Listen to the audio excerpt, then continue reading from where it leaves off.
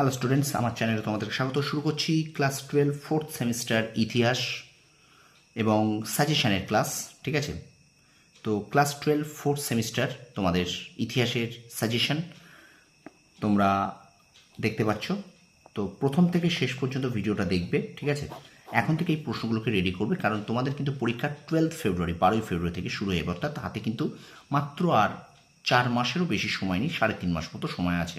তো এই প্রশ্নগুলো অবশ্যই তোমরা ভালো করে তৈরি করে রাখো। ঠিক আছে, তো শুরু করছি ক্লাস 12 ফোর্থ সেমিস্টার ইতিহাস সাজেশন। দেখে নাও প্রথম অধ্যায়টা আছে, আমি চ্যাপ্টার ওয়াইজ আমি তোমাদেরকে দেবো। ঠিক আছে, সাজেশনগুলো অধ্যায় ভিত্তিক সাজেশন দেবো।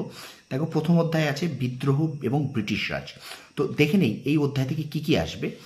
দেখো, এই অধ্যায় থেকে 3 নম্বরের প্রশ্ন একটি থাকবে, 1 গুণ 3 3 নাম্বার, এবং 4 নম্বরের প্রশ্ন একটি থাকবে, 1 গুণ 4 4 নাম্বার।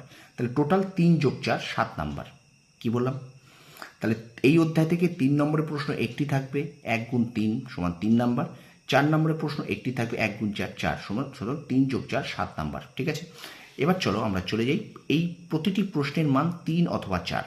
আমি বারবার বলছি, এখান থেকে যে প্রশ্নগুলো আমি তোমাদের দেবো, এই প্রশ্নগুলো কিন্তু 3এও আসবে, 4এও আসবে। সুতরাং এই চ্যাপ্টার থেকে কিন্তু 3 নম্বরে একটা আসবে আর 4 নম্বরে একটা আসবে। ঠিক আছে, তো প্রথম থেকে শেষ পর্যন্ত ভিডিওটা দেখো, খুব দারুণ দারুণ প্রশ্ন আছে এবং আমি আশা করি তোমাদের পরীক্ষা এখান থেকেই কমন এসে যাবে। ঠিক আছে, তো অধ্যায় ভিত্তিক দেখতে পাচ্ছ, অধ্যায় ভিত্তিক সাজেশন ইতিহাসের ক্লাস তোমাদের সামনে। দেখো, প্রথম প্রশ্ন বলছে, কি বললাম, প্রতিটি প্রশ্নের মান 3 অথবা 4। ঠিক আছে, দেখো প্রথম প্রশ্ন, 1857 খ্রিস্টাব্দের বিদ্রোহের সামরিক কারণ বা প্রেক্ষাপট কী ছিল? ঠিক আছে, 2 নম্বর, 1857 খ্রিস্টাব্দের বিদ্রোহের প্রত্যক্ষ কারণ কী ছিল, অথবা 1857 খ্রিস্টাব্দের বিদ্রোহে এনফিল্ড রাইফেল ব্যবহারের প্রতিক্রিয়া কী ছিল? ঠিক আছে, এবার চলো আমরা চলে যাই 3 নাম্বার।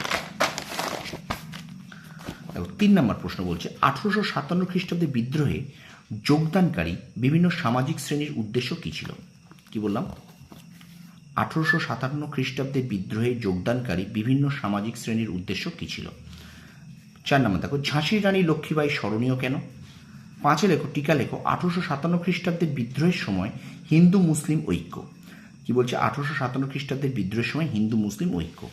6 নম্বর, 1857 খ্রিস্টাব্দের ঘটনাকে কি সিপাহী বিদ্রোহ বলা যায়, অথবা 1857 খ্রিস্টাব্দের বিদ্রোহকে সামরিক বিদ্রোহ বলা হয় কেন? একই প্রশ্ন।